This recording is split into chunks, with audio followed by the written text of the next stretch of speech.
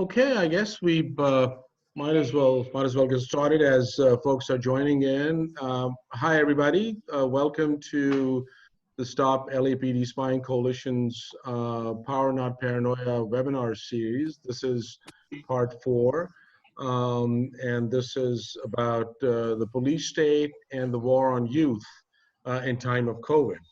I'm going to pass it on to, my name is Hamid. Also want to welcome my co-host, Shakir. Hey, Shakir. So we just wanted to quickly go over a couple of logistical things that given issues around security, given issues around Zoom bombing and all, so we are going to just control, and hate to do that around policing stuff, but the muting function. So we're going to be starting off with folks who have been invited as our guest speakers from various organizations about the specific impact on youth during the time in COVID. And once they're done, then and Nadia Khan would be from the coalition will be facilitating this conversation. So then please, if you have a question or a comment, just put it in the chat room. The chat room is open. Or if you're on the phone and not on the computer, just send us a text message with your comment or question, and the number is 562-230-4578. 562-230-4578. And we'll be repeating this throughout the process. Secondly, about the screen sharing, that also we've already asked our presenters to send us what they want to share. So other folks will not have access to the screen sharing. So we'll be doing that.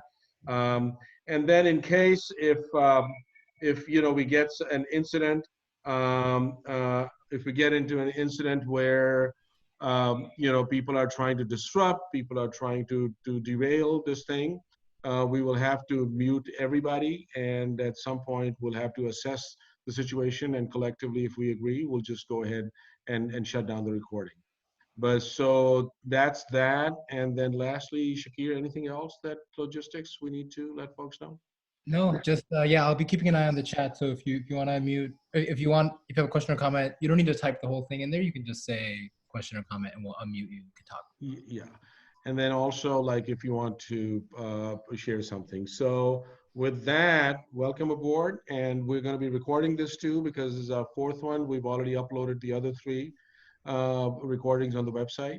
So yeah, so I'm going to pass it on to Nadia. Thank you. Nadia, we can't hear you. You can't. Yeah, you're unmuted, but there's no voice coming in. No voice. Now it's good. Okay, cool. Yeah. I think I had something on my computer. Okay, sorry about that.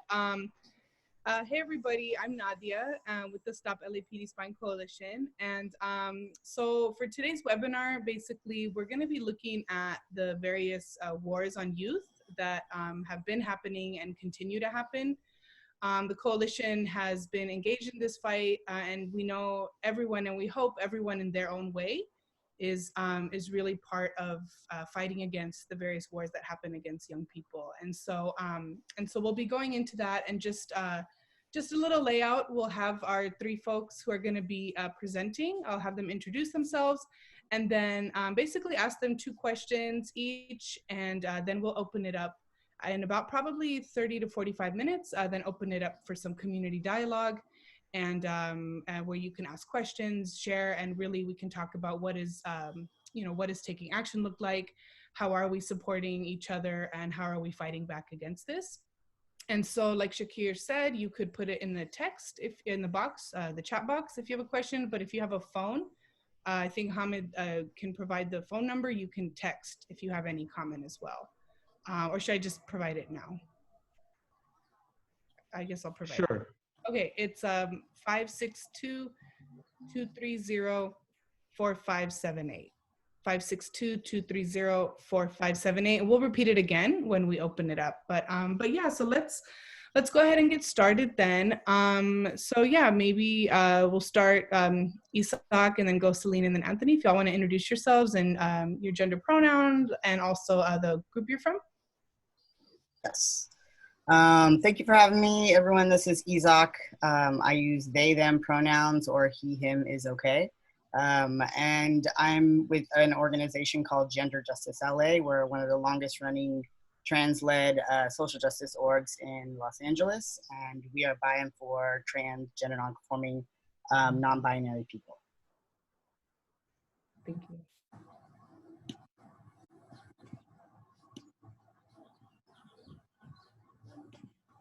We can't hear Selene. Thanks for unmuting me. Hey everyone, thanks for having me on. My name is Celine Qussiny. I go by she, her, hers pronouns. I'm a member of the Palestinian Youth Movement. And we've been organizing with Stop LAPD Spying Coalition for a while now on combating programs like countering violent extremism and preventing violent extremism. But the PYM, we're a grassroots movement of Palestinian and Arab youth organizing in our communities, towards the dismantling of Zionism, however it shows up in our communities, connecting the local to the transnational context around combating Zionism, and also, fighting for the liberation of our homelands and the right of return for all refugees. And we have 10 chapters across the US and Canada, and we're still growing. So yeah, it's good to be with you all. And hey, I'm Anthony Robles, an organizer with the Youth Justice Coalition, he, him, his pronouns. And we work to dismantle the juvenile injustice system, the criminal injustice system, end police violence, stop the school to jail track, or what others call the school to prison pipeline, and end deportation. So we organize locally and statewide, mostly. And yeah, I'm glad to be here. I'm in pretty good company, I guess. Nice. Yes, feelings mutual. Thank you. Cool. So we'll just go ahead and jump in then. If y'all are good, maybe we can start with the same order. Maybe Ezak, Celine, Anthony. If that's good with y'all. Cool. Okay. So the first question is, if each of you could take about 5 to 7 minutes, just to lay out, the general landscape on how the war on youth is impacting your community, the community you work with. So yeah, we'll go Ezak then. Yeah, so just an FYI for those of you using the chat, I put a little bit more information about Gender Justice LA and the work we do. But yeah, I just wanted to talk about like the community at large, transgender, gender nonconforming communities. We have been in a state of emergency for a long time. And so one of the biggest things is that, we have a ton of needs, right? So our basic needs as a community aren't met. So that's anywhere from like shelter, health, safety, wellness, and so on. And so I'm going to talk a little bit about some of the critical issues that trans and gender nonconforming youth face, and overall, like the lack of resources in general. And so I'll start with family. For those of you, I don't want to assume people know, so I just want to lay it all out. There's a lack of family acceptance, which impacts mental, emotional, spiritual health of TG. I'll say trans, I might say gender nonconforming, I might say intersex, I might use them all at the same time. So TGI is an abbreviation of that. So also there's a lack of culturally competent resources in general for trans and gender nonconforming people and their families, so youth and their families. We see a lot of housing discrimination, and I actually I don't know if this can be sent out, but there's a ton of stats that I have for people who are interested in knowing what the statistics are in terms of TGI youth. And so one of the biggest things is housing discrimination in shelters, and I was able to do shelter trainings with a group of people bringing trainings to shelters in Los Angeles. And so that was done by Amita and Sabao. Another issue is around lack of housing in general for TGI folks. So TGI youth are often discriminated against when trying to find housing, and then also kicked out or pushed out from their parents or guardians or people who have them that they're living with. And then I also want to talk about like child sexual abuse, just abuse in general, and violence within the trans and gender nonconforming community. It's high rates of violence, and so not having a sense of safety and feeling the threat of violence is a very real thing for trans and gender nonconforming youth.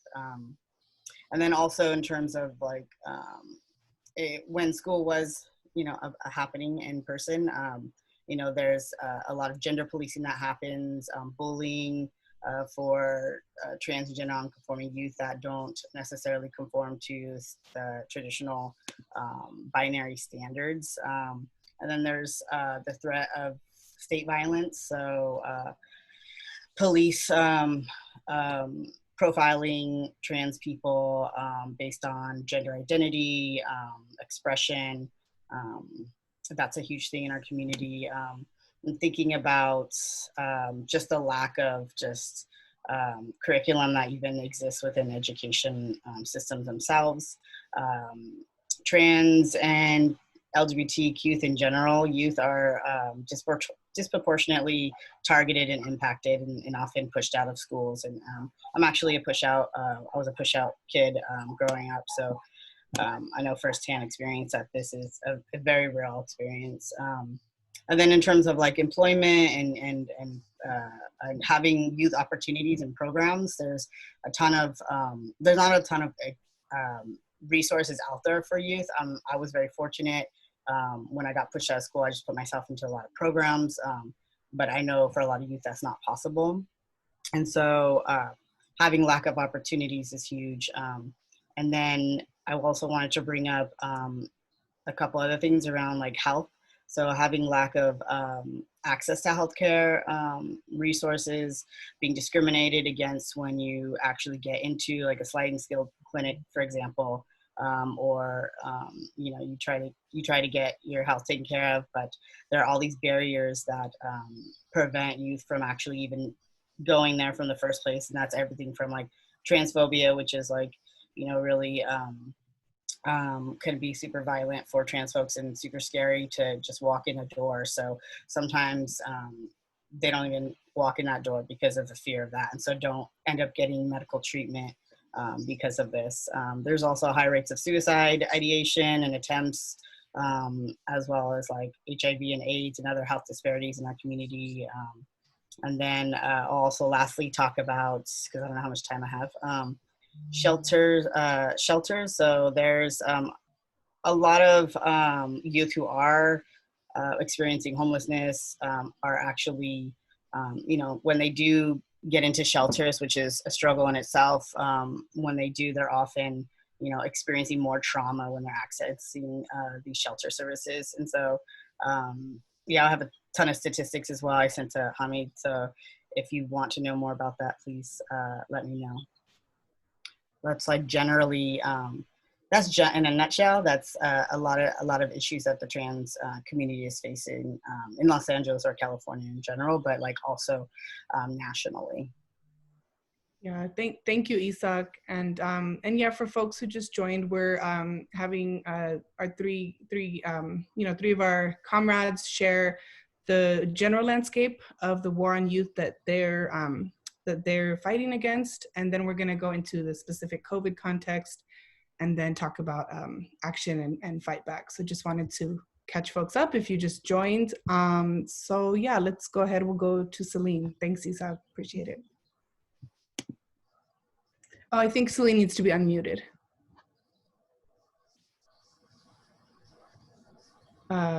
Okay. Hello? Yeah, you're good. All right, cool. Thanks, Nadia. So I'm going to really try and keep this under 5 minutes. And is it okay if I go a little bit over? Okay. Since me and Nadia also, and several people in the chat also organize around this together, I want to invite you, Nadia, or anyone else who's organizing around this to fill in or add anything if I miss any major points. But yeah, so as I said in my introduction, we've been working with Stop LAPD Spine Coalition as the Palestinian Youth Movement to kind of combat these programs called Countering Violent Extremism and Preventing Violent Extremism and the Black Identity Extremism report. And when PYM was brought in, we were invited by Stop LAPD Spying Coalition years ago, I think, to also draw the connections between Zionism and surveillance. These are all surveillance programs, so drawing the connection between Zionism and surveillance, Zionism and Islamophobia and things like that. So I'm gonna just do like a quick breakdown of what these programs are and how they're being implemented and how they impact our communities. And then I can also go into a little bit of how we've been organizing against them. So before I go into each of the program specifics, I just wanna say that they're all reliant on this preventative framework. So these surveillance programs are all based off of this idea that there is such a thing as a clear and identifiable path towards radicalization or extremism or violence, and that there are indicators that can reveal when someone is on this path. So, for example, Countering Violent Extremism is a program that was issued by the Department of Homeland Security and piloted in 2014 initially.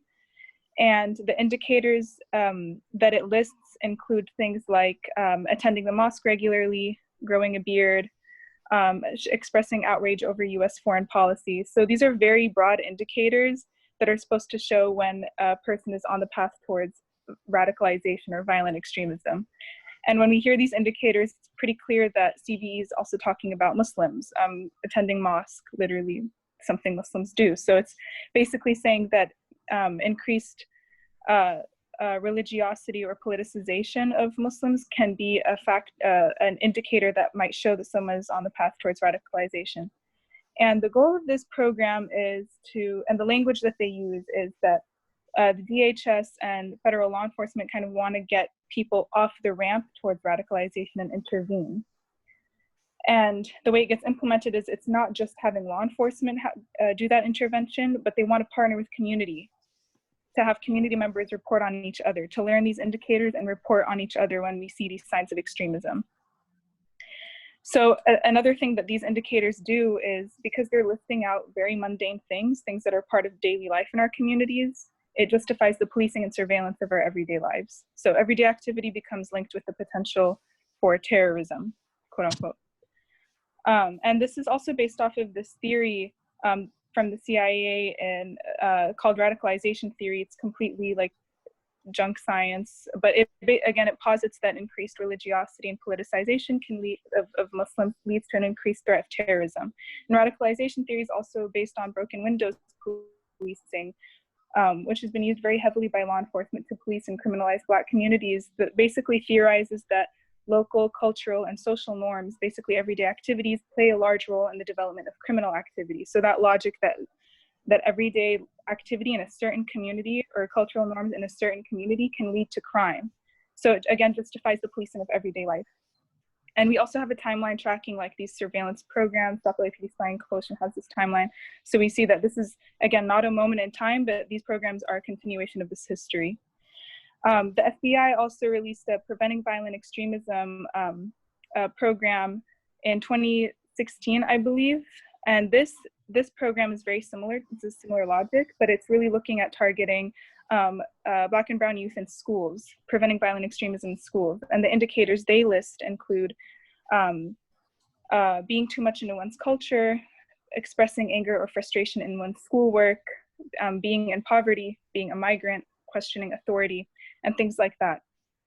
So those things would be, for example, given to an educator or someone who works with youth to look out for as a potential indicator for extremism.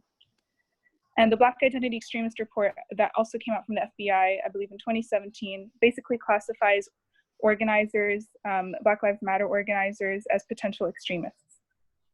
So all of these programs are kind of like following the same logic. And the goal of these programs are to criminalize our communities, to sow distrust when they're asking us to report on each other, and fragment our communities, and also to disrupt political organizing, to make us fearful of engaging in that. So I can also talk a little bit about how it gets implemented on a practical level. So again, the DOJ announces 3 pilot cities in 2014, Boston, Minneapolis, and Los Angeles. and the Department of Homeland Security gives out $10 million in grants across the country. And these grants are basically ways for the DHS to offer funding to community-based organizations, to mental health institutions, to law enforcement, to educational institutions, social service providers, and so on, to basically learn about these indicators and look for individuals that are on a path towards radicalization, quote unquote.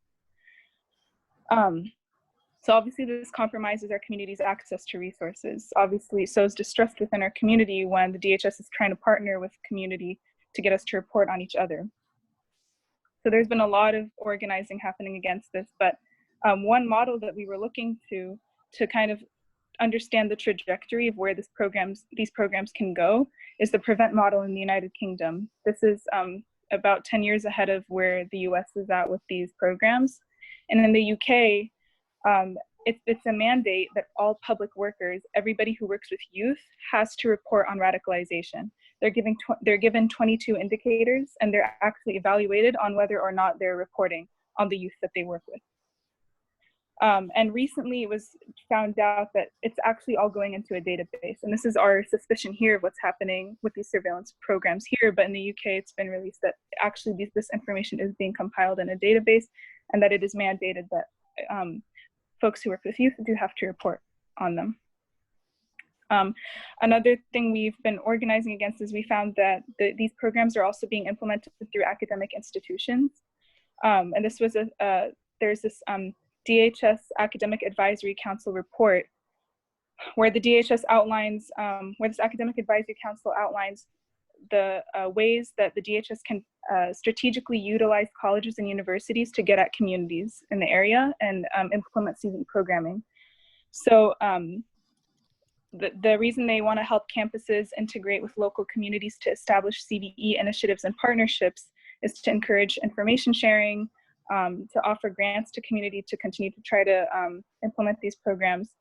And I can read a quote from the report that says that local communities play a role in identifying individuals on a pathway towards radicalization to violence. And the first preventers are community practitioners with specialized skills in human services, such as mental health, education, social services, and faith counseling.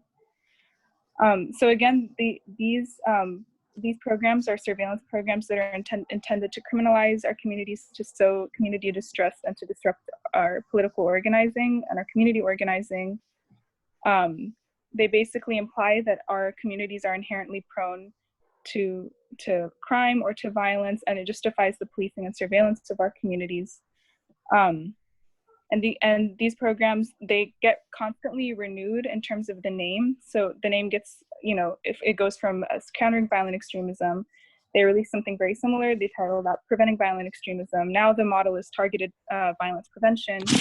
And I can just say that also recently, the California Office of Emergency Services, about, I think, a year and a half ago, released $625,000 in grants to 5 nonprofit organizations throughout California to implement this programming. And the sub-grantees are organizations that work with immigrant communities, that work with Black and Brown communities, that work with Muslim communities.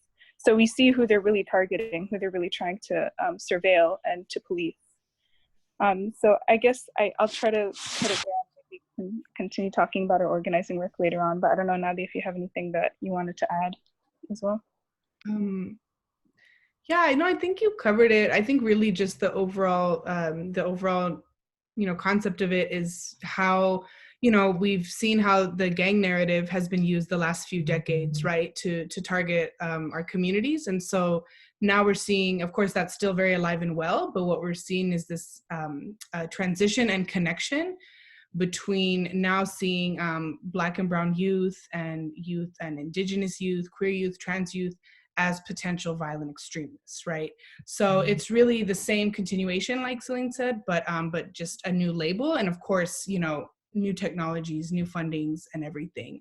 So now this, the potential to become a terrorist, a violent extremist, is now being more explicitly tied to people's identities.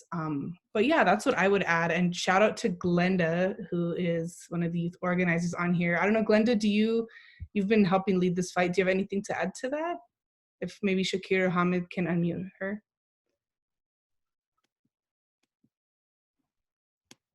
I just tried. I think Glenda might be muted on her side. Oh, can you all hear me? Okay, y'all did good. You covered it all. All right, nice, thank you. Okay, yeah, so we'll go ahead move on to Anthony. Go for it. Hey everybody, again, thank you for having me, and it really is an honor to be on a virtual panel with Ezak and Selene, who are fighting back for two identities that are two of the most heavily targeted for state violence. And it takes a lot of courage to really stick up for Palestinian people, transgender people, and anybody targeted by systemic violence. So I'm gonna get more into like the specific actions and organizing that we're doing around the war on youth and specifically related to COVID-19 in the next segment. But right now, I just wanted to provide like an historical outline that drives our work.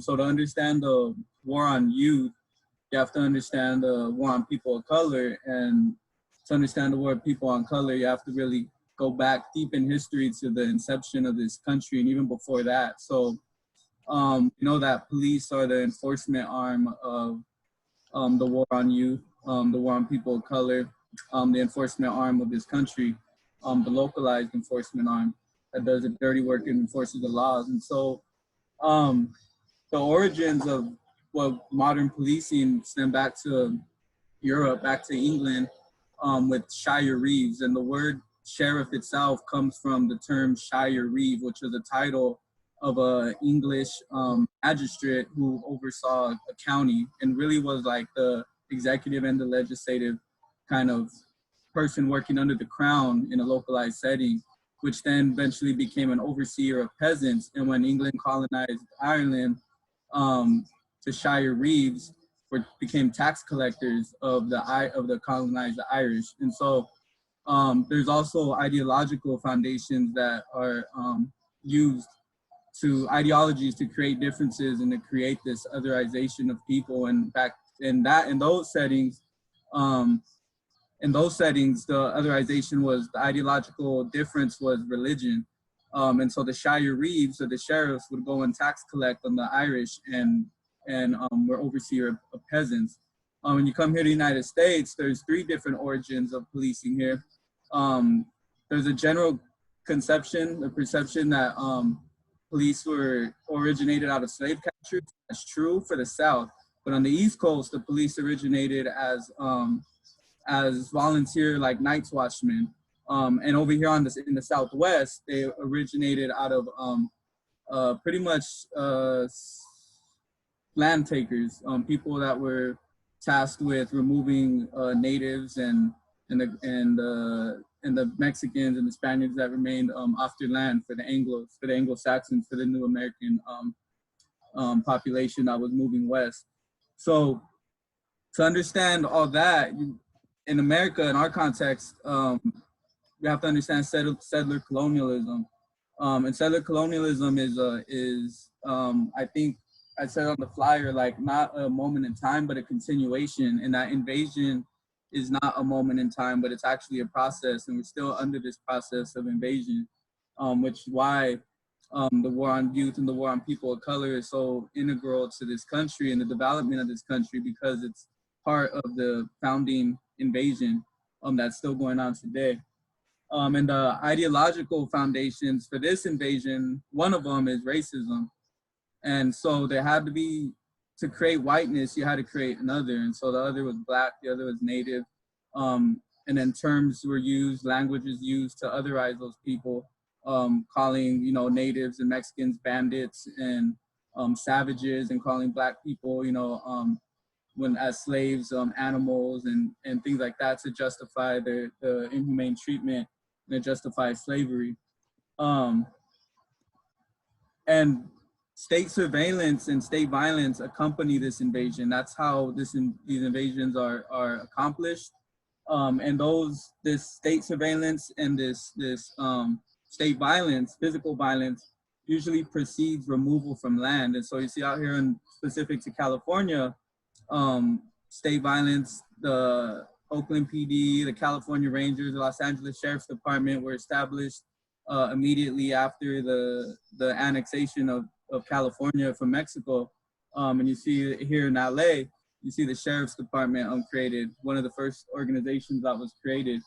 And these law enforcement agencies, one of the main things that they would do was enforce laws or illegally remove natives and the Mexicans that were here off the land for the new Anglo population that was coming in from the east and the Midwest, coming into the Southwest. State surveillance and state violence also are used to mitigate or to neutralize, as they say, counterinsurgency and resistance. And that's why the war on youth is so foundational to this country, is because the vigorous energy of young people represents a possibility or potential of upheaval or threat to the status quo. So as you've seen in the 60s, the backlash against youth and young people and youth power movements, like the Black Power movement, the Black Panthers, the Brown Berets, the American Indian movement, the Young Lords. And so you see COINTELPRO kind of develop out of that. And then you fast forward a little bit to the 80s and the 90s, you get the war on gangs here in LA.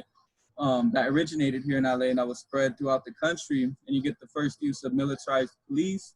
You get the first use of SWAT when SWAT got in a shootout and attacked the Black Panther Los Angeles headquarters on 41st and Central. You get the first use of helicopters on a civilian population by Los Angeles Sheriff's Department. You get the first use of gang databases and gang injunctions out here in Los Angeles. And Los Angeles officials were the ones that came up with gang legislation at the state level. The STEP Act, which was the first law in the nation that defined what a gang member is and criminalized being in a gang, and also established gang enhancements, which we're still struggling with today. And many people in prison, I think over 90% of people in prison that have gang enhancements are Black or brown. And a lot of people that are doing time with gang enhancements are doing more time on their gang enhancement than they are for their underlying charge. So this war on youth and this war on people of color is nothing new. It can go all the way back to when the Spaniards got here and established the San Gabriel mission. And you had resistance from the Gabrielinos, Toy Purina, who was a woman warrior who fought back, led a rebellion against them, all the way fast forward to when the Anglos came here and it really accelerated this war on people of color and extermination of Native people. And all the way, as I explained, all the way to today and the war on gangs. And then you get the war on terrorism. And now I feel like this war, surprisingly, I haven't heard anybody call it a war on COVID or any war on coronavirus. I'm really surprised that they're not taking that tone. I don't know if that's unpopular to call things wars now, but the surveillance and the kind of state infrastructure that's going to come out of this, or can potentially come out of this if there's no resistance, is really, really scary. People, they're already saying that people are going to have to be tracked and to ease back into normal society, you're going to have to maybe wear a wristband or have an app on your cell phone that says you developed antibodies to this virus or whatever. And we know that we're already seeing the health disparities of this disease or of our system, and how it's affecting Black people and killing Black people at way higher rates than anybody else. In New York, Black and Latinos are being killed by this disease higher than anybody else. And we all know it's not biological. It's because of the system. Our healthcare system's racist. The whole entire country's racist. And so I just think that this is gonna be used as an excuse to further track and surveil young people and people of color, especially when if there's a lot of civil unrest because of this. This is just the beginning of this kind of health emergency. We don't know what's gonna happen. But I just feel like we have to really start fighting back now. And I'm glad that Stop LAPD Spying is organizing people and having these conversations now, because we got to fight back now, because I don't know if anybody's seen what's happening in Asia with their kind of surveillance and things like that, and like China, Singapore, and it's really scary. And so we have to just make sure that that doesn't come here. And what we have already is pretty scary in terms of gang databases, predictive policing, and things like that. So I just wanted to lay that out. And there's a plane going over me, so I'll shut up now. All right, great. Thank you, Anthony. Thank you for laying that out, and thank you to all three of you as well. And basically, what would be great now to hear, you know, is how are in each of your groups and each of your communities, how are you connecting it to the current COVID context, which you kind of already started talking about to Anthony, and then feel free also within there to talk about how your communities are pushing back. Feel free to talk about it then or when we move into dialogue, either way. But yeah, if you could take about 5 minutes each to talk about that. And yes, and so let's go ahead and we'll start with Ezak. Whew, yeah, that was Yeah. So brilliant, so much brilliance on here. Yeah, so I talked a lot about the issues that trans and gender nonconforming youth are facing, right? And so just for folks who tuned in later, just briefly, like you know, policing, health disparities, violence, you name it. So these issues are already you know, they're becoming more and more extreme in this moment because of this pandemic. And so we know that historically the state has failed to support the needs of trans and gender nonconforming intersex people, right? So there is we're in a moment where, you know, this is a novel virus, right? The first time in humans that we know of. And there's very little data about our community, the TGI community, related to, you know, COVID-19. And so I was actually just searching. I was like, I know someone has done something, and there just isn't anything that I found. So I'm really interested in finding out more about, like, you know, what is happening with our community, so that we can actually start to really fully understand. But we do know that, you know, we see data and resources in mainstream communities and not within our community. So we know that in moments where there are not a lot of resources, right, there's our folks have to step up and be on the front lines, right? So just want to do a shout out to all the folks, Transylvania Coalition, APIT, Transgender Wellness Center. You know, those are the folks in my building that are, the doors are open, and so they're still serving the needs of trans folks because we don't have a lot of resources, right? And so you see it's exacerbated in this moment of COVID-19. And we also are seeing a lot of conversations in mainstream media, or in mainstream conversations in general, around, you know, racial discriminations. And I just, you know, I'm thinking, like, where are the conversations? Like, yes, that's important. And also, like, where is the race and gender conversations? You know, what if we were to incorporate these conversations around gender and gender expression and identity? And so I do think, yeah, it's just in a moment where we're seeing, like, it's just scarcity, and all of the issues that are raised are heightened. And so we also know that youth are, I'll just bring this up because there's data and it's a fact that, like, youth are targeted by, like, big tobacco companies, right? And so in this moment of, like, COVID-19, LGBT youth in general are targeted, and so and have higher rates of smoking and vaping. And so we know that that's also in COVID-19 is you know, affecting our youth in general. So yeah, I think that there's a lot of right now that's happening is around the policing, right? And so when our folks go to get resources or go to places to get when they actually get out of their house and access some resources, it's you know, there's this extra weight of you know, being discriminated against and being policed as well. And So those are some of the issues. I know we don't have that much time, so I'll stop there and then maybe at the end talk about what our communities are doing.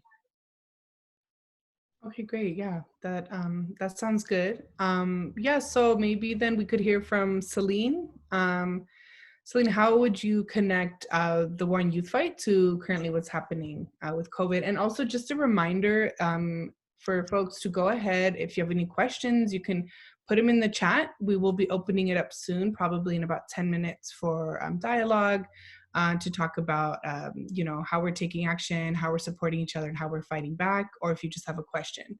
So feel free to put that in the chat.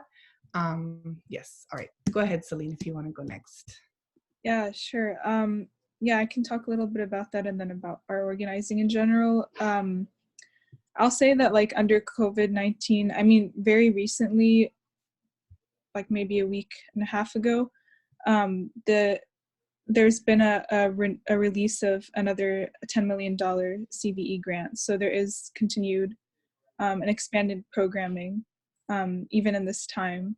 And, you know, it's like, it's clear that this is also being pushed quietly while everything else is happening around COVID. So this is also a moment to organize. And I think we were talking about this with the coalition on Saturday, that, you know, when we're framing this and we're talking to community members about surveillance programs, knowing that there might be people who, that there will be this like framing pushed of how we need more authoritarianism, how we need more surveillance to protect the community. This is an issue of public safety. Like this will definitely be pushed. So how can we say that, how can we show and talk to our communities and be like, you know, we're not going to rely on the state right now, even with like just getting support and healthcare resources, things that we're lacking so much. We're not relying on the state, we're relying on our community members, on mutual aid networks.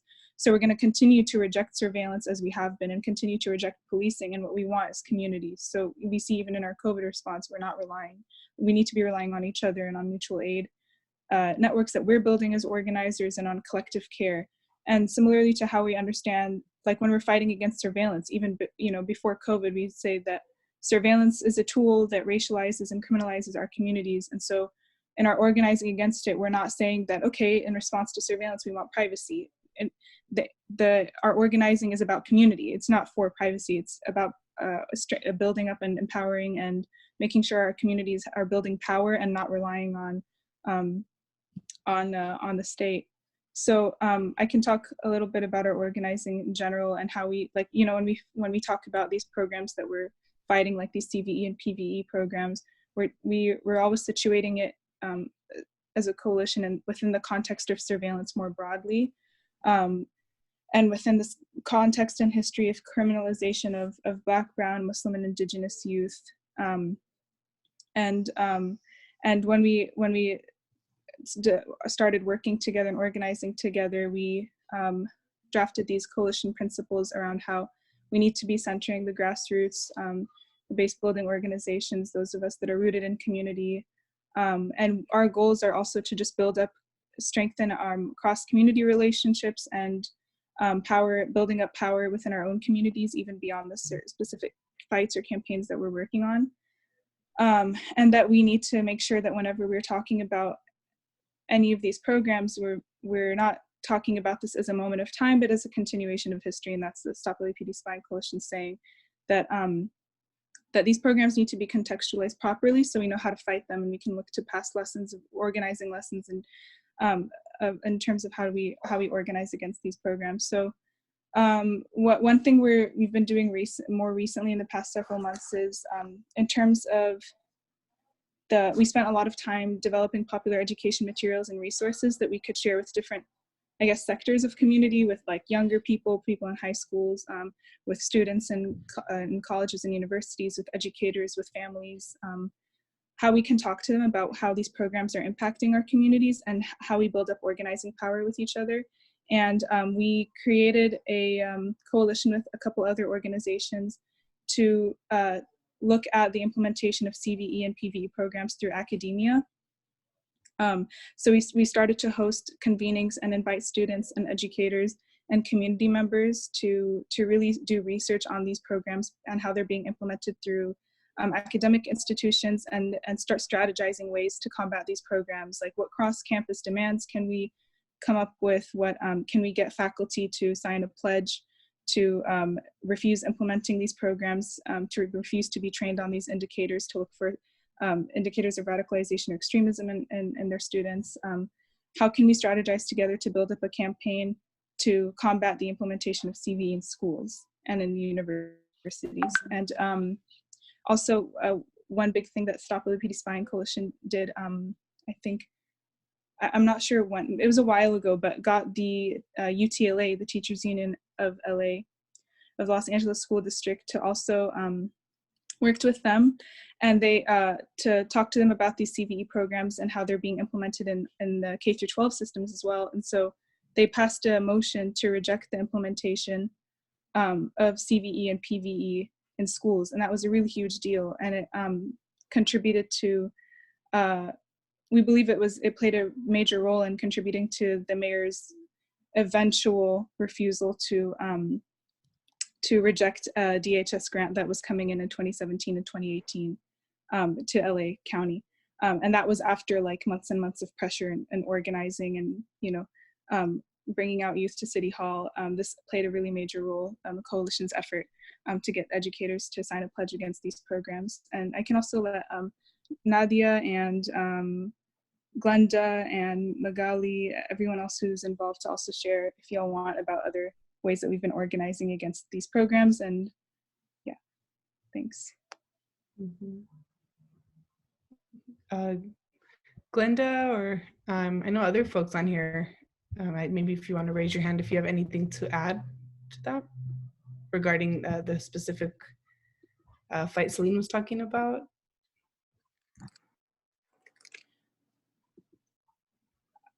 I'll also say that we have upcoming strategizing webinars to continue working on building up strategies to fight the programs that are being implemented through academic institutions, working with students, community members, and educators. So we can also like share those with folks on this call whenever we have the dates set for those webinars and the strategizing sessions. And I can also link Palestinian Youth Movement's statement on COVID-19, and it talks about just the impact on the Palestinian community, on Palestinian prisoners, and that we're demanding a collective response to the pandemic and mutual aid in our communities and stuff. So thanks, everyone.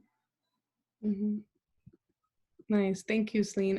For myself, yeah, nothing to add. I think you you covered a lot of it, and yeah, and definitely I think as when we go into the community dialogue part, we can continue to share some of the strategies we've been implementing and how folks can get involved too. So yeah, let's go ahead. Let's end with Anthony, and then we'll open it up if folks have questions or comments. So yeah, Anthony, how would you connect the history you laid out to right now what's happening with COVID? Yeah, so because of that history, LA County has the largest jail system on the planet and also the largest network of juvenile halls, camps, and courts in the entire world. So we incarcerate the most young people and the most adults of any municipality or jurisdiction in the entire world. So we're the epicenter of mass incarceration, which is a product and a weapon of settler colonialism and the United States, the project of the United States and Manifest Destiny. And as we know, it's almost virtually all Black and brown people inside these jails and juvenile halls and camps. And so what we've been trying to do is get as many people, young people and adults, released from county jails and local LA County jails and probation or juvenile halls and probation camps as much as possible, trying to get people released and reconnected to their families. So we have a set of demands. We wrote a letter last month to county officials, to probation, to the sheriff, to the DA, to the courts, with a list of demands. And those demands include immediately releasing all misdemeanors, low-level felonies, and technical probation violations from jails, juvenile halls, and camps. No new detention on these charges. That the courts must review all other cases for release. No transfers from juvenile halls to jails, like when people turn 18 inside juvenile hall. Stop assessment and collection of all system fees and fines. So we already won at the local level the elimination of criminal system fees at the local level, but we want to make sure they're implementing that, especially right now, and as well as fines. They shouldn't be collecting fines. And actually last week, Kevin Brazil, the presiding judge over LA County, issued a memo saying that they're going to stop collecting on fines and that licenses will be reinstated for those that were suspended for failure to pay a fine. Access to quality education for youth in custody, including online learning, support for IEPs or individual educational plans, and English language learners, and college courses for high school grads, and free phone calls and stamps, masks, gloves, and disinfectants for all who remain inside. They are saying that they're providing free phone calls, but it's like once a week we're hearing from parents, and that many of these or sometimes like the phones are broken or whatever, so they're not really providing unlimited free calls. It's just like once a week. And also no transfers to ICE. So the sheriff has reduced the amount of people transferred to ICE from the jails. They're only transferring people with serious and violent felonies or violent crimes. So we're trying to get them to stop transferring them too, but it's a positive step because of all the work that people have done on the ground to pressure the sheriff and the county to stop transferring people to ICE. As you know, the last time I checked, in terms of total numbers, we also lead the nation in turning people over to ICE and getting them deported. So those are our demands, and that we're in the letter. And we've had 2 town halls, virtual town halls with county officials to relay these demands and also get updates on what's going on and how if people are being released, how many people are being released. And unfortunately, the people that have the most power have not joined us. That's probation and the courts, you know, the judges from the courts who have the ultimate power. The sheriff's department hasn't joined either, but the sheriff has actually taken more action to release people from jails than probation and the courts have to release young people from juvenile halls and camps. Back on March 3rd, the average daily population of the LA County Jail was 17,100 or 17,071. And as of last Wednesday, the daily population was 13,390. So it's gone down significantly. That's like over 10% decrease, maybe like around 15%. But in terms of young people, interim probation chief Ray Leyva spoke at the county press conference yesterday and said that they had referred 50 young people for judicial review to be released. And the court actually went above and beyond what probation referred and released 66 young people. So that just shows the resistance of probation to release young people when the court is actually releasing more young people than probation is referring. And Ray Leyva did say that they're reviewing more cases to refer for judicial review. But they're moving way too slow. They should have released much more young people. And it's kind of strange. It's kind of mind-boggling that young people are kind of getting drowned out with by the demands for adults to be released. A lot of people are focusing on adults, rightfully so, but young people are kind of getting forgotten. And I don't know if that's because youth arrest rates in LA County and across the state and across the country are at historic lows. So I don't know if people forgot that young people are still getting incarcerated, but it hasn't really been at the center of the conversation. And so there's a lot of young people in LA County that are still locked up that need to be released. There's 2 probation staff that have tested positive in Silmar Juvenile Hall. And so like over 40 young people are quarantined right now. And so we're just really worried about all their safety and the fear that they're feeling and the fear that their parents are feeling and their families who feel helpless and can't do anything. And so we led an action that you see on that picture last Tuesday in downtown. It was like a car crush on downtown where we had a car action that many of you were at. And we're really thankful for the people that came out. It was one of the best actions I've ever been to. It was so dope. And I think all of us are just craving some kind of social connection. So it was cool. There's a lot of energy. Shut down the block, Temple, down Temple, in front of the Hall of Injustice in the criminal court building. It was really dope. And so we were really trying to push probation and the courts and the DA's office to join our town hall the next day. They still didn't join. But we have been getting a lot of good information and feedback and a lot of collaboration from other county officials, from the Inspector General's office, the Youth Office of Diversion and Reentry, the Board of Supervisors have been really, their justice deputies have been really collaborative, and other county officials that have been really collaborative. But probation has been kind of MIA and avoiding, and the courts I don't think are avoiding us, but they're just like super busy, and we really need their ear and have them interface with the public directly. So just with that, like the next steps, we have a press conference this Friday at 9 a.m. So please join. There's a slide, I don't know if you can find it, Hamid, that is a flyer for the press conference this Friday. Please join it. We're gonna have some speakers. We're really gonna be putting pressure on probation. Yeah, that one right there. So there's the info. When it comes back up, maybe you could take like a screenshot, or I'll send it out to Hamid and Nadia so they can maybe send this information out to you all.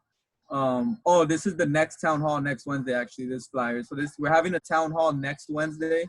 We're having a press conference this Friday to put pressure on probation in the courts so they can join. Yeah, there it is. So they can join that town hall next Wednesday. And so you see that the flyer is really kind of aggressive and directly toward, on the left is the interim chief, Ray Leva, and on the right is like the second in command, Reaver Bingham, who's been there for a long time. So we're trying to get them or somebody from the probation department to join our town hall next Wednesday, and the courts as well. So please, if you can, join this press conference on Friday. It's virtual. You see the link right there, bit.ly/YJC Zoom 2, or you can call in at that number. And then next Wednesday, it's also a Zoom link that I could send out. And if you want any more info or want to connect or whatever, we're also part of the LA Justice Fund. So trying to get funding for counsel for detained migrants who need counsel, to partnership between the city and county. And yesterday there was an action to get the mayor to sign off on it. I'm not sure what the result of that was, but if you want to get involved in any of these like campaigns or these actions, you can email me at Anthony, ANTHONY, at youth4justice.org, and I'll put it in the chat. Cool. Thank you. Yeah, and just to echo Anthony, what you said earlier, it is really an honor to be in the space with you all, and for y'all to share that and everything. I mean, I think definitely these types of knowledge exchange is really one way we do build power, right? Because we know that in our schools, and we know what the news and everything tells us is so very limited, right? I don't have to go into that. So so I just really appreciate this knowledge exchange. And so yeah, so I guess, you know, if folks have any questions or comments, we'll go ahead and open it up right now. I think there's like a raise hand button as well you could click, or put your question in the chat. And I know Selene had mentioned you might be leaving a little early, so if I know y'all have a pretty big webinar coming up as well to prepare for, and so so yeah, so that's all good. So we can definitely answer if folks have any questions directed for you. But yeah, thank you all so much for sharing that with us. And so yeah, I don't know if, I mean, I have some of my own questions too, of course, but want to go ahead and open it up. So maybe we don't have, we can try a couple things. One is that we can try to unmute all, but you know, depending as to what is the background noise that people have, or people can post their questions and we can mute them individually. We can try to do, unmute. Okay, so that has a whole lot of background noise already. Yeah, so people can mute themselves.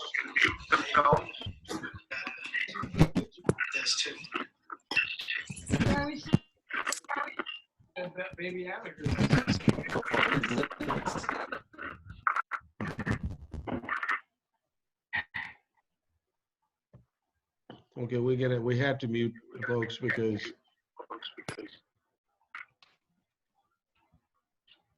Okay. So hold on. Maybe let me just get a headset because I think it's kind of acting up a little bit.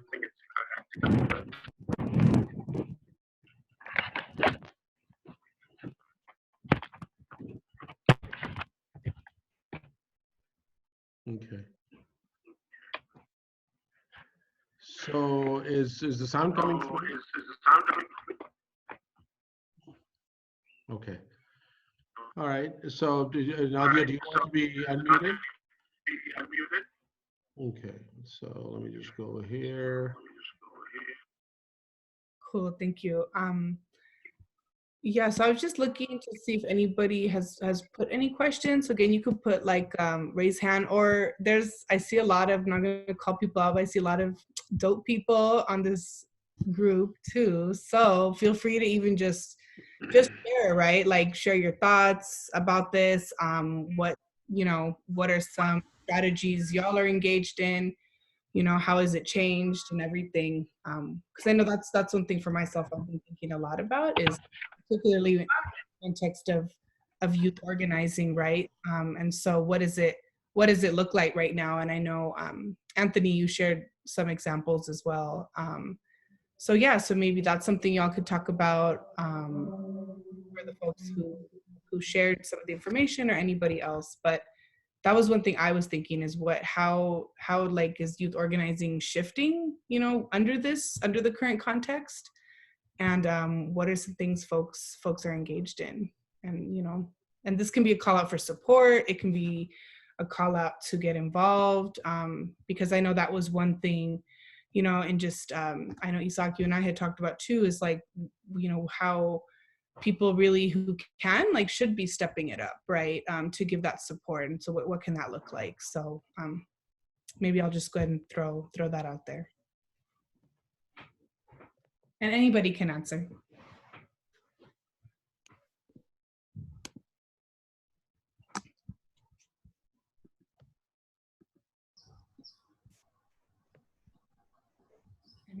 There might be a couple students on here, but yeah, I won't call anybody else specifically. So just as folks want to share.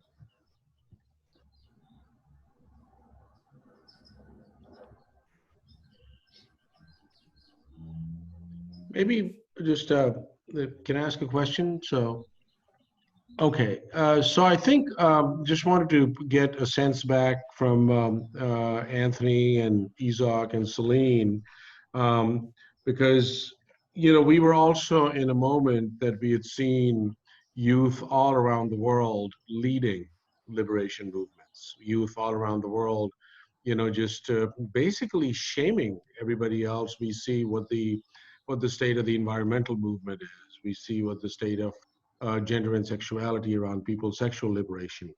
We see around, Palestinian youth in Palestine, just taking on Zionism and violent, murderous oppression. We see youth over here, YJC and other youth taking on, the constant criminalization of youth that is going on. We see folks fighting for free education, which was going on in Chile, in France, in the US, in various other places. So, so youth definitely are on the front lines of a lot of these liberation movements on a different.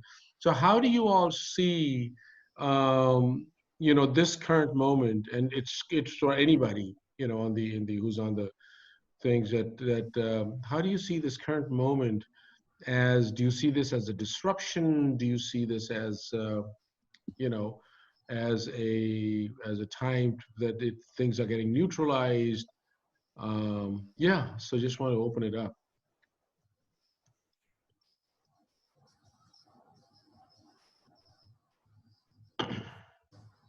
Can you just rephrase that one more time? Yeah, so I was just looking at, like, for example, right now, the fight that YJC, for example, is fighting for the decriminalization of all the youth, and fighting back against all the gang databases, fighting back against gang injunctions, fighting back, and just for liberation of youth. So in a sense, with this COVID now coming in, and then it's not just only happening in LA, youth are all around the world are fighting for their liberation, for their right, for education right, for environmental right, free from any state violence. So how do you see this moment, this current political moment with COVID? Does it push back movements? Does it keep people more resolved? Or what is your message for youth who are around the world doing this?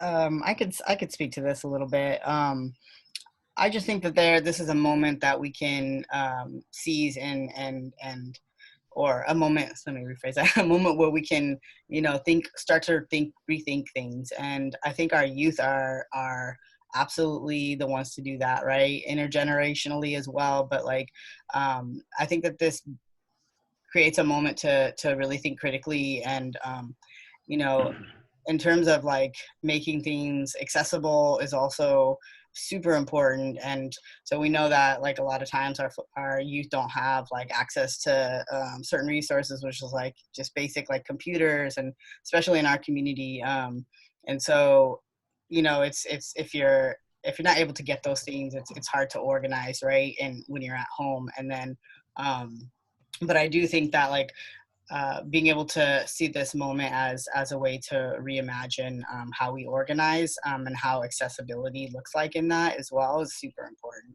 So I just wanted to just throw that in there. Yeah, and I would just say, that's a really good question. It's something I really haven't thought about. But thinking about it right now and just off the top of my head, I think it's a moment for us. Yeah, exactly. Every moment is an opportunity. You just have to find the opportunities within whatever challenges, obstacles are thrown your way. And so I think in terms of organizing and resistance, what this moment represents is I think kind of an awakening I'm kind of seeing for a lot of people, just how the Donald Trump election was kind of an awakening for a lot of people. I see this as an awakening for a lot of people. I think the only issue is that there's just so much misinformation on the internet that everyone's really distrustful of right now of governments and of just society and really questioning things. But I think there's so much on the internet that people are being led to kind of false theories and alternative facts and things like that. When, there's a lot of conspiracy theories out there. And I think, the biggest conspiracy theory, the biggest conspiracy that's going on is right in front of our face, and it's capitalism, it's racism, it's the people who are on TV, there might be secret societies, but they're not so secret. And I think, the problems are right in front of us, so the economic challenges, there's it's just a system in general. And so it's not too hard to find, I just think a lot of people are being led astray by misinformation. And so I think it's important for us to have more of these conversations and do more political education with people and really start organizing, especially right now since everybody's at home and, a lot of people have access to technology. Not everybody, unfortunately, but I think it's a way for us to just keep engaging people in things like this and kind of building an online kind of organizing strategy and just build momentum from there and turn this into an opportunity for us to grow a movement. Mm-hmm. Yeah, I can just add, echoing what Ezak and Anthony are saying, and I agree with you both. Definitely do feel that this is a moment for politicization, and that this is also, I feel like an opportunity for us to reconnect with our communities and be present and just check in on members of our communities and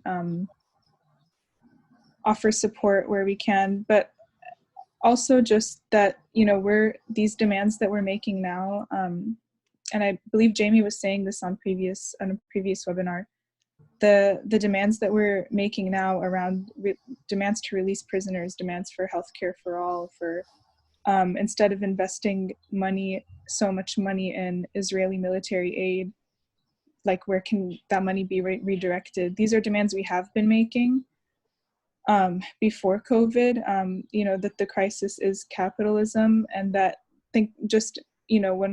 when we are talking to our community members about this moment and thinking about how we're organizing, that healthcare, it's just important to remember that healthcare, access to healthcare, access to resources, these things are not like humanitarian issues only, they're political issues. So yeah, with all the challenges that we're facing organizing now, I still think that this is a moment of politicization, and also for plugging back into our communities, and not saying that we weren't before, but just like just trying to really be there for each other in our communities, and grow those base building efforts and community organizing efforts even in this time. I hope that answers your question. No, thank you. It does. And actually, I was going to also ask if there are folks, anybody else on the webinar who'd like to, yeah. And maybe I'll just put somebody, I see Jade there. Jade, I was going to ask you from a grassroots global justice perspective, how are you all looking at this moment too, particularly when it comes to youth, where, the impact on youth, the way you see that. So yeah, just unmuted you. So.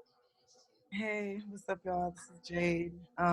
Yeah, I mean, I'm just super thankful for all the information I received today. And like, the youth have always been on the front lines of revolution. The youth have always led, different, huge, both structural changes, but cultural changes worldwide. So I'm just really thankful to see that ancestral responsibility and role being played out here in this moment as well. I think in terms for GGJ, Global Grassroots Justice Alliance, who I work for, we unfortunately, we have a few youth members, but that's definitely not one of our strong points. I'm really interested, in how we're connected. I saw the car project, wanting to plug in the car action, and I missed it, but just really wanted to be able to, how we can do, how we can support, especially youth that's still being locked up and detained, and how we can support by, using our cars,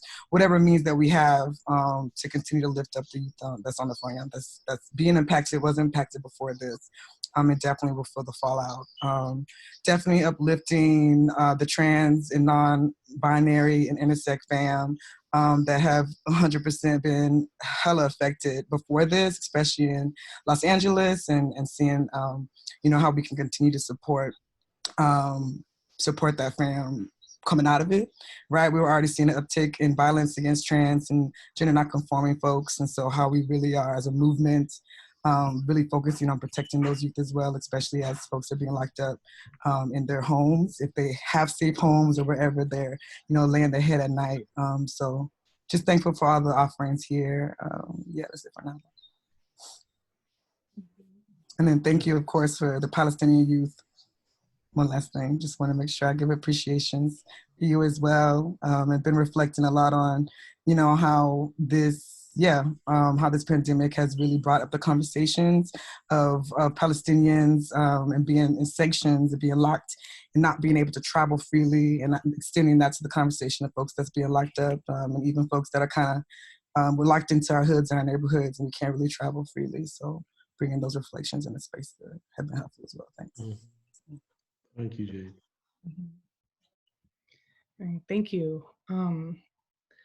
I see a question here too from Omar. I think just really quickly, one thing I wanted to share, as Jade, you brought it up, and Selene as well, was just thinking of, I work at a high school, and so just thinking of how, it was tough because you really had to just convince some of these teachers to that when students are in a certain state of mental health, what does that mean, right? And so I think I just want to echo what y'all were saying about just checking in with each other, and what it means to not put that pressure, right? And so I think as parents, as family members, as mentors, how are we also right now that some teachers are still putting a lot of pressure on the students, how are we advocating alongside with them, right? So that was something that also came to mind, just having been in communication with some students who have been dealing with a lot,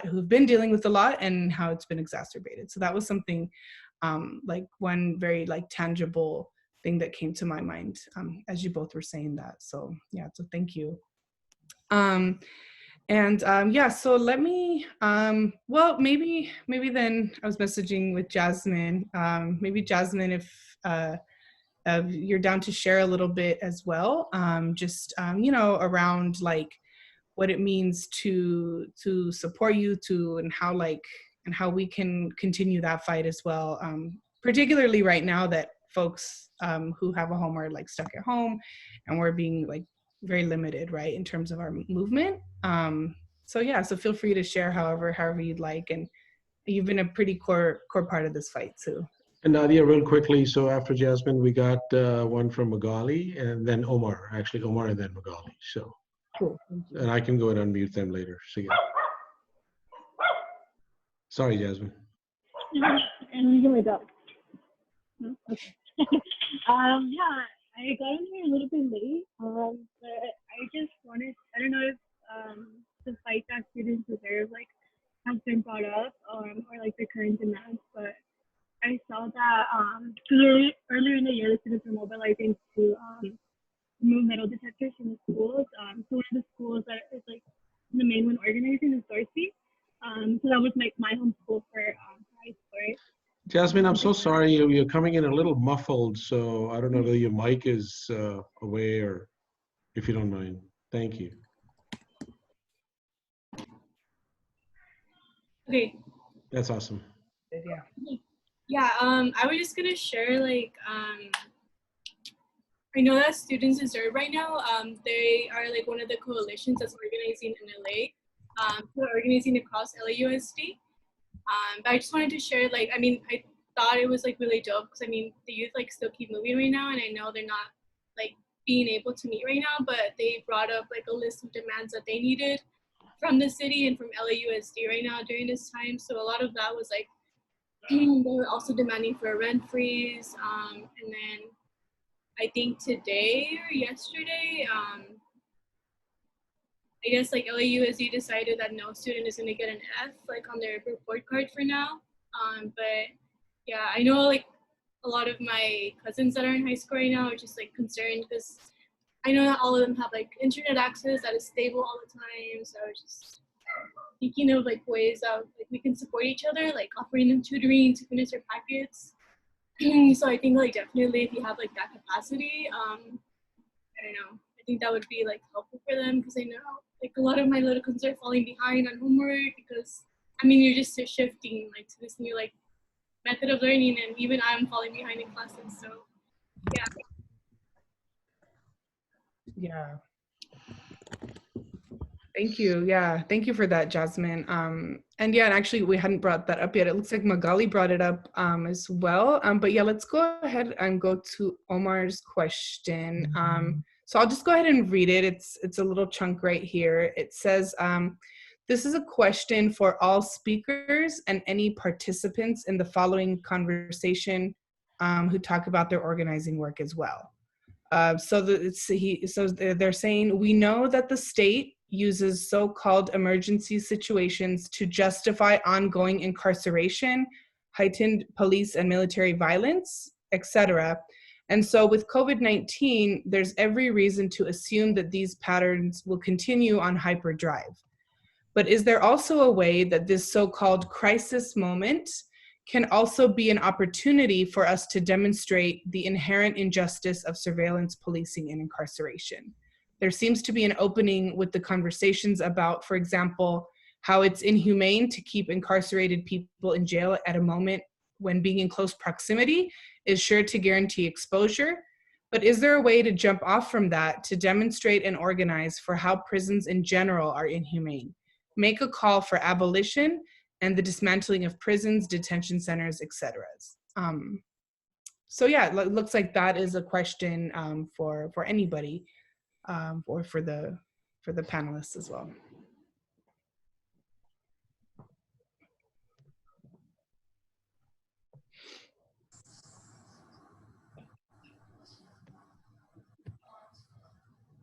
And it is in the chat if folks want to see it again. But yeah, basically the question is how do we, and I think this is similar to like what Anthony, you had mentioned around like, right, with Trump's election, it kind of became this like, okay, people were like, oh, wow, like, look how it is, right? And so I'm wondering if it's in that sort of vein that this question's also being asked, that maybe how can we use the fact that folks are calling for people to be released from prisons and detention centers, how can we use that to push for a further call of just overall abolition, which I know most, if not all of us on here are fighting for.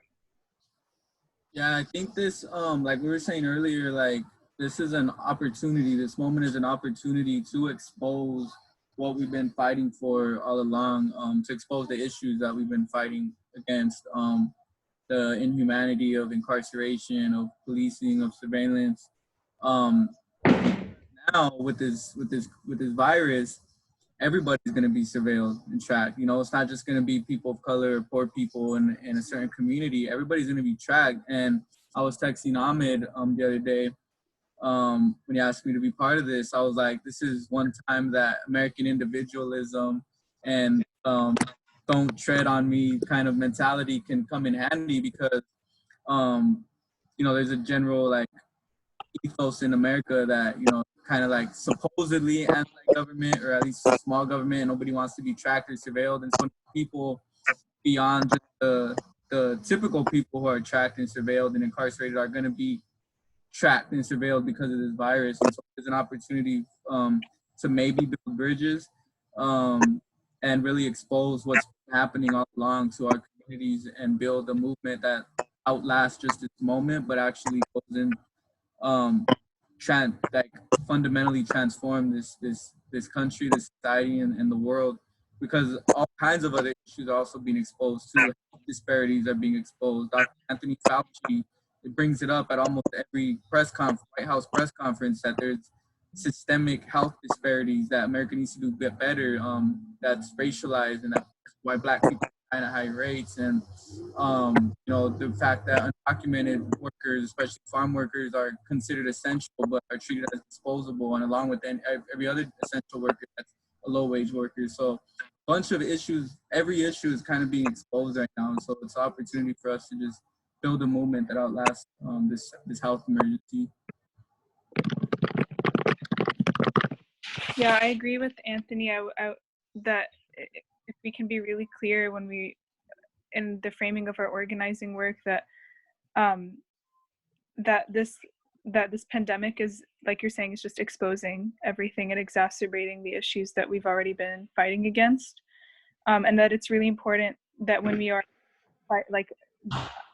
you know, we're talking about collective care and community care, that we're building this moment that outlasts this pandemic, that this isn't just what we need to survive this pandemic, but this is what we need in general. But I think making it very clear that that this is only exacerbating the issues and is only making more clear that the demands that we have been organizing around are the demands that we're also amplifying now.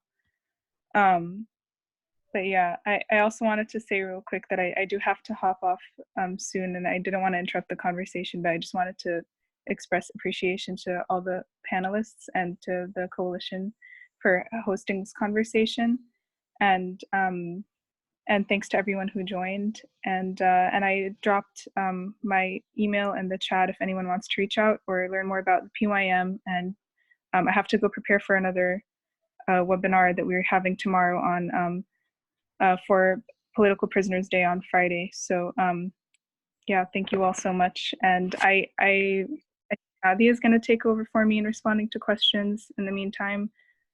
But thank you also for that question, Ahmed. That was a really important question.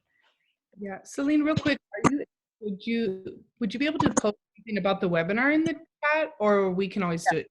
Okay, cool. I'll link it before I leave. Thank you all so much. Thank you. Thank you. I'll just add to that too, just real briefly. I think it's also a moment to talk to people who aren't in sort of organizing worlds. Like I've just been engaging with extended family in a way that like helping to shift their kind of mind frame around how they've been operating and thinking about things. And so I do think that there's moments of that happening, and yeah, and how we are taking care of our folks, right? Because I know with the transgender non-conforming community, like we have all kinds of different systems and meal trains and like drop-offs, and like because our survival is dependent on it. So and I do think it's just a moment for us to like really engage in those conversations, and be like, yeah, to help people to critically think about who are not engaging in these conversations about like the connects of what's happening right now, and then what's been happening, and yeah, no one should be in prison, and so yeah, just moments to really think about that. There's a question from Chella. Yeah, I see the question from Chella. Really quickly, I see above from Magali, just to read that. She said not able to speak, serving dinner to the children, but she wanted to share, thank you for all the information. Students in LA have been organizing demands to be uplifted, building on the demands of other community orgs to address immediate needs, attaching the link. So I see the link, there's a link there. She continues to say, I definitely agree. This is a major awakening for a lot of folks, thinking of the way to have conversations with folks in our communities to connect what's going on to the bigger history, which is pretty much what you also just said, Ezak. And yeah, and putting name to fears and providing space for more community people-based solutions and hope in each other. I've definitely been reflecting a lot on mobility as well. Yeah, thanks for sharing that, Magali. And I'll move on then to Chella's question, again, for the panelists, as well as for anybody who's present. What can we do for houseless youth of color? Questions, what can we do for houseless youth of color? So feel free to raise your hand if you did want to answer. I know we got folks muted, or again, panelists, feel free to jump in.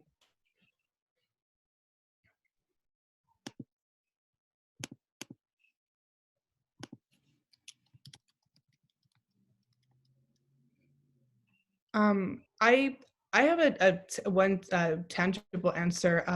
LAUSD has 64. They're called drop and pick up and go. I'm forgetting the name of the centers, but we actually have the information in the zine we put out. So we will link a copy to that. But that's at least one tangible thing in terms of getting food. You don't have to prove that you are with LAUSD, that you go to school there. And so they're just giving meals for folks who go to these centers. So they're spread throughout LA, and there's 64 of them. So we'll include a link. So that's one tangible way that immediately came to my mind.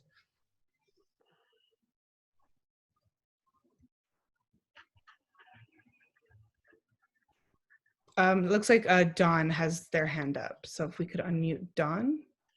Okay.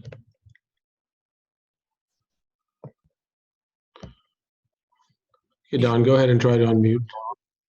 Okay, can you hear me? Yes. Okay, hi everyone. I came on a little late accidentally. This has been great. The conversation from where I came in at. Just a couple of random thoughts, I guess immediately in response to the person's question about houseless youth of color. I mean, I don't have answers to that, but it reminds me of something I learned about just today. I live in Long Beach. I do work with Black Lives Matter for other folks on the call. But this morning, my son and I witnessed a kind of semi-domestic violence situation and drew attention to this woman. There's a whole long story about what happened with the situation. But the woman, long story short, is living in a car. Her ex, or this person she's seeing, is violent. They have a kid who's around 5, but the daughter lives with his mother and him. But the woman's houseless, and she receives SSI, no solid income, and haven't had a solid income more than that for a very long time. Was living with family until stuff happened where she could no longer live there. She's been in her car for a while, and keeps trying to get away from this guy. Her car has no plates, no tags. He's crashed it. The car draws attention. She's afraid she's going to lose the car, and that's like her home right now. And so, I made a few phone calls, found out that my city, so maybe this is happening in other cities, maybe can call around and find out, they're taking advantage, like our progressive council person is taking advantage of this crisis and using it to open up more shelters than are usually open. Right? Because the opposition usually, whoever conservative, wealthy people, the not in my backyard people, are always opposed to it, right? So using this crisis as a critical moment and reason why we have to open them, and then find ways to, language it up where they can stay open.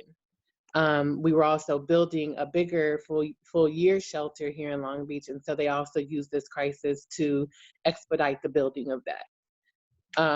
So I guess I'm sharing that to say, like, maybe we can check, with our progressive political leader folks, if it makes sense, if those relationships are there, to see if some orders, policies can be pressed or have been pressed to open up more access to our houseless folks, especially since they can't any longer. I was like, how, I asked her, these are intimate questions with her, but like, how was she usually taking care of herself? And she's like, in her car, she'd go into the Starbucks, use the restroom, she'd go into the gym, try to dip into the shower and things like that, right? But, now that everything's closed, what are you doing? And she was saying she washes in her car. She gets a gallon of water, she gets a towel, she bird baths in her car, right? So we found out we have 4 more open shelters. The year-round shelter is being built now quicker than it was before. So maybe we can ask around in different cities and see if it's possible to do that if they aren't already. Extend, if there's shelters that exist, extend those hours or create some space. But some other thoughts I had, I love the car action. So I went, it was going to be a reason for me to get on my motorcycle that day, but it said it was going to rain like right at 1. And I was like, no, I don't want to be on my motorcycle in the rain. So I drove, and it was fun. It felt really creative. Kind of fizzled towards the end. I wasn't sure exactly where the end was as less and less cars were circling, but I feel like we grabbed lots of attention. The bus drivers were waving back. Other people in like worker vehicles were were waving back. For folks who were out, it drew a lot of attention. I was hoping to see more media vans or, media out there. And so, but anyway, that level of creativity is what we need, which brings me to my last point around the youth. Some points around youth that were coming up. Is that for me? No. Just being really creative, I guess, as creative as we can be in terms of, obviously connecting with all of the different organizations who work with youth. And when I was hearing youth, I was kind of like, who are we talking about? High school, 18 to 25. I have a 13-year-old, right? I'm thinking about middle schoolers, like who are we talking about? Maybe all of them are incarcerated ones in juvie. And so I'm just thinking about creative ways to reach them and create these kind of spaces for them. Maybe it's a few of the youth from YJC.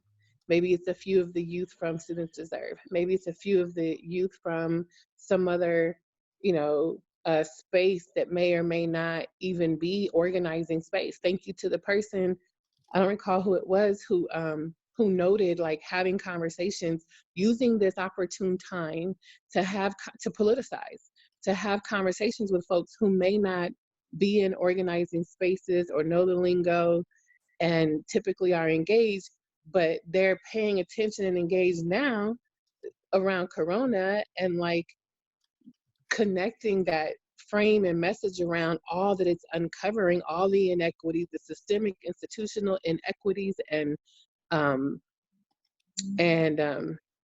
disparities, and just helping, not telling people, right, but encouraging folks to question how they're seeing those inequities being revealed.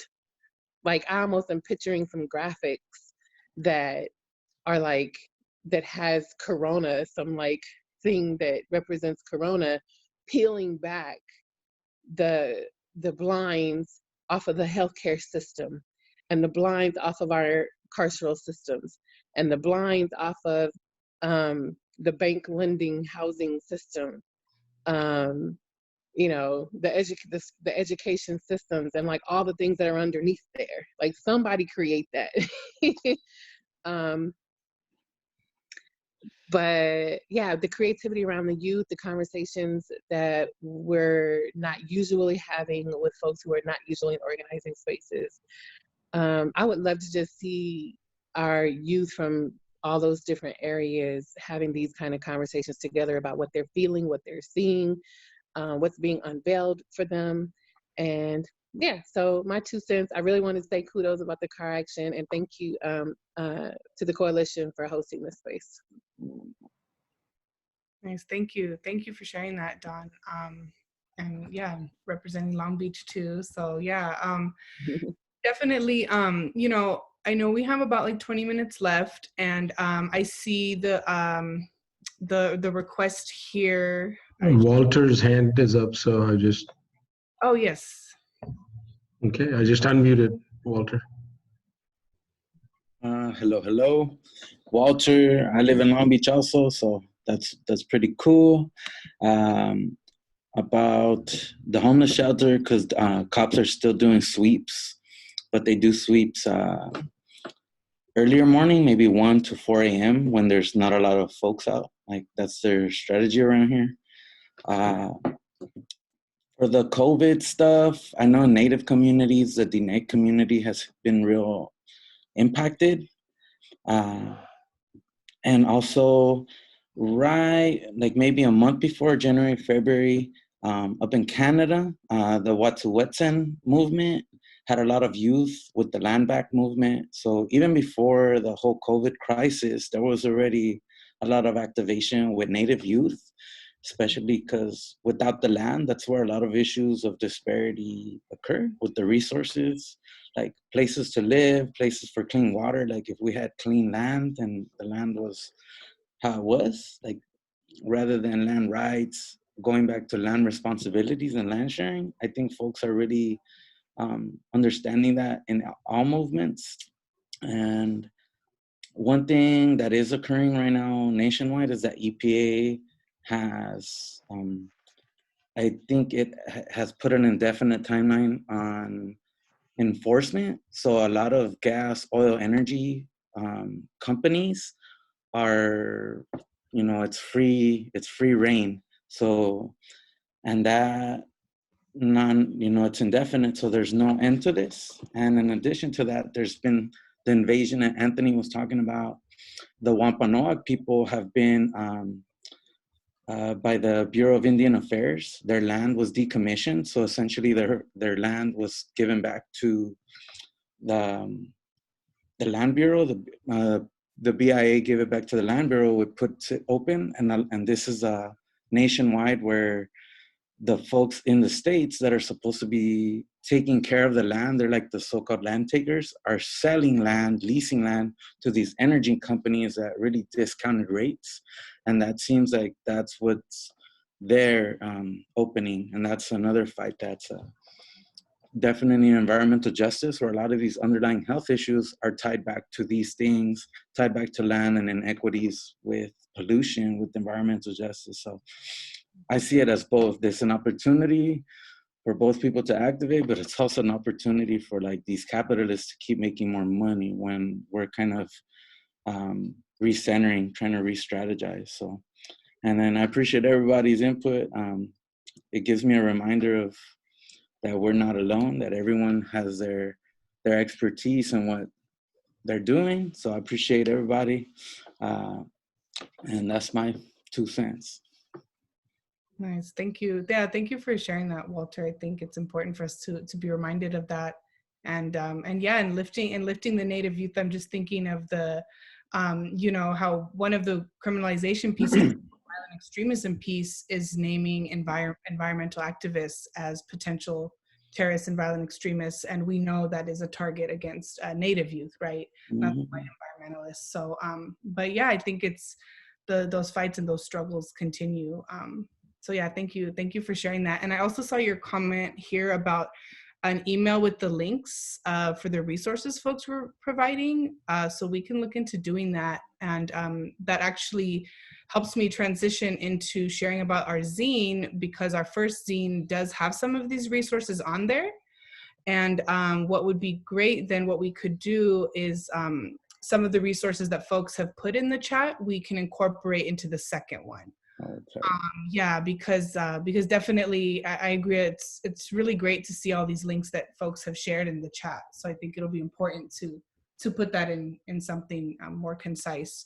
So yeah, so Hamid is showing on the screen. This is the first issue of our zine.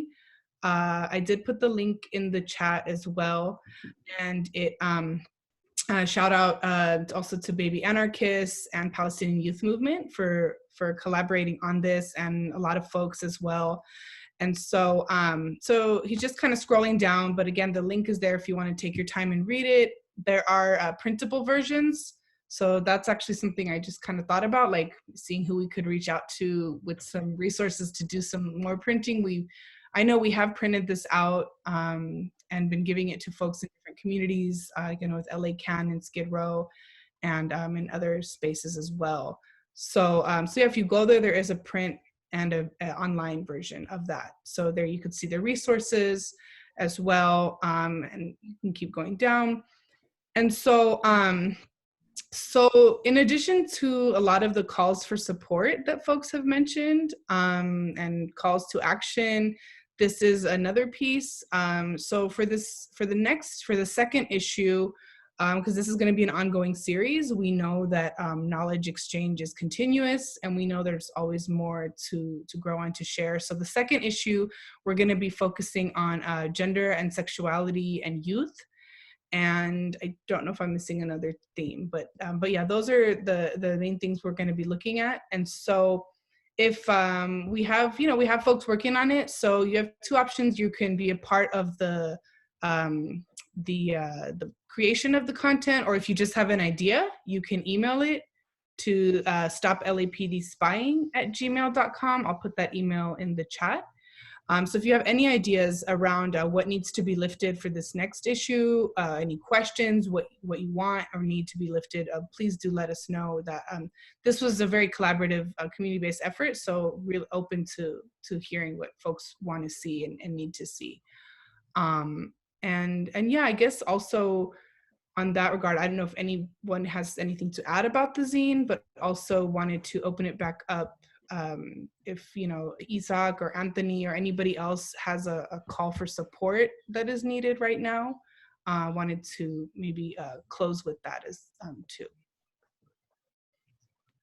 Yeah, I could say in terms of support, there's many ways that you could support. Follow us on Instagram, Gender Justice LA. Gender Justice LA, and so you could follow kind of what's happening. We have a fundraiser that we're trying to reallocate funds to our community. We're also trying to keep our services available, and we're also in a moment we're trying to get masks out, so we're getting getting people to stipends to sew masks for trans and gender non-conforming people. And so that's happening. We also have a Twitter storm happening on this Friday. So that's at 11 a.m. and follow the conversations around, why we need funding for our communities. And then also some sign-on letters, which is also in here on the chat, is one of the ways. And I also just wanted to say, like, I've also been, taking pictures of homes that are abandoned, or like people have maybe taken off, gone to their mountain home or something. And so I think there are also like little ways that we can start to think about homes for people and for youth. And especially, like, I know a lot of youth aren't aren't safe at shelters. Generally speaking, TGI youth aren't very safe. So just even thinking about that, and even to the extreme of like, even if you have tents, things like that for homeless youth on the street. So just wanted to add that. Thank you, Ezak. Done, yeah. Yeah, hi everyone. Thank you for this very informative talk, conversation, dialogue. What I'm processing, right, that where I just want to share is that I know we've been saying opportunity, right? However, I don't want us to stop being critical of like how, like especially around abolition, right? Where sometimes when there's these opportunities, we start naming folks who should be released from prison, right? And so, for example, my partner's brother is considered a violent offender or violent criminal. So even having conversations with them about like folks doing this on the ground work to push for the non-violent offenders to be released, right? He was just saying, well, I'm not even on that list. So if we get sick, we're like, whatever, like this is, you know, the impact is still there. And so I just want us to be critical around how sometimes this opportunity leads to folks thinking that they can put folks on like this hierarchy of which people are more deserving to come home and which should still be locked up or should still be, you know, we shouldn't care about, right? Because there's more deserving folks. So kind of just like, that's what I've been processing this whole time of like, I know that a lot of folks have been doing this on the ground work that is calling for, you know, everyone to come home, for family separation and stuff, or everyone should have a home, everyone should have food, right? But what's happening with this opportunity now is folks saying like, oh yeah, these people do deserve, oh, because they're nonviolent offenders. Sure, yes, I believe in that. Yes, they should come home. But if we have the violent offenders come home, oh my God, who knows what's gonna happen? And also like having conversation of like, do we even have the capacity to have these folks come home? Are they going to come home to a safe home? You know, what type of relationships are at home, at place? So there's a lot of layers. So this is what I'm like processing, right? Especially with the nonprofit industrial complex, right? How are some nonprofits using this as an opportunity to get more funding, right? And so I'm just like, just being critical. I feel like, you know, I just want to highlight that if we could just continue being critical. I know that a lot of folks have already been raising this question around capitalism, right? The reason why our most vulnerable communities are still impacted is because of capitalism, right? Is because this idea that some bodies are worth more than others, right? And if you don't produce, right, then we don't want you, or you know, there's no value, right? And so so yeah, that's what I've been like just really thinking about. And then for me, just real quick too, like organizing on my block has been really key to our survival. So I live here in Pasadena, and we've organized a mutual aid network just on this block, right? And part of the things that are the needs were, which some may say like it's surface, but it really isn't, right? It's just like naming where folks can get free food, naming things around like passing passed a housing ordinance saying that folks are not allowed to be evicted, right, during this time. So if you can't pay rent, that's okay, right? And so looking into those research as somebody who is knowledgeable on like how to do the research, like putting it on paper and let my other neighbors know about what's happening is also something that I've learned that is really critical to our neighbors. And then also I know that after all of this, I know that the economy is going to get hit really bad, right? I know that for our survival, we need jobs, right? So also having this conversation of what does the economy look like, is going to look like after all of this, because a lot of folks are getting laid off, right? Are they even going to be able to get their previous job back, et cetera? So I also want to maybe in the future have this conversation around how do we support our folks who are going to be jobless for some time, right?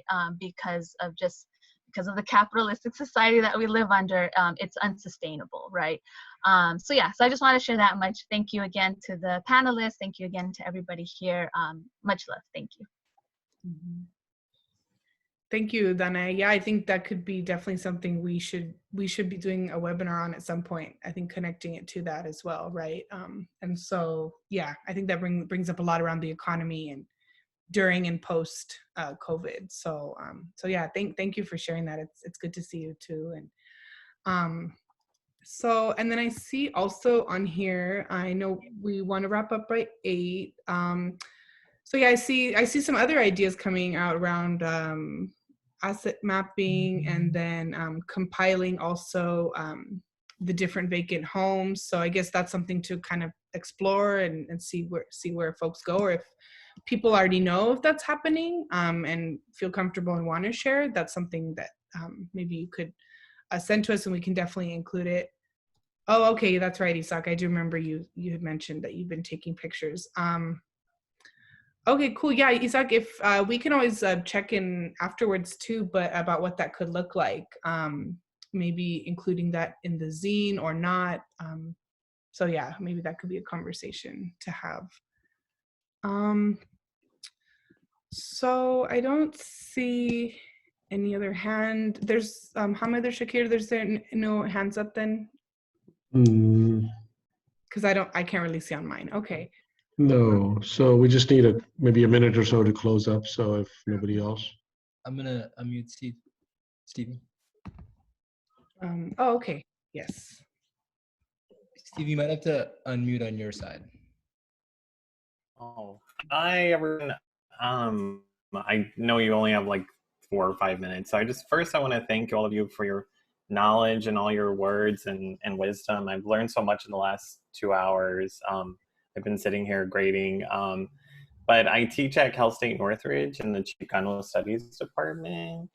And something I've been worried about and that is coming down already is that, as many of you have identified, there is a school to prison pipeline, but I'm been mainly concerned too that this is going to weave people out of being encouraged to go to higher ed, especially people who are responsible, Chicanx, Black folks, Indigenous folks, American Indian folks, trans folks, queer people, color.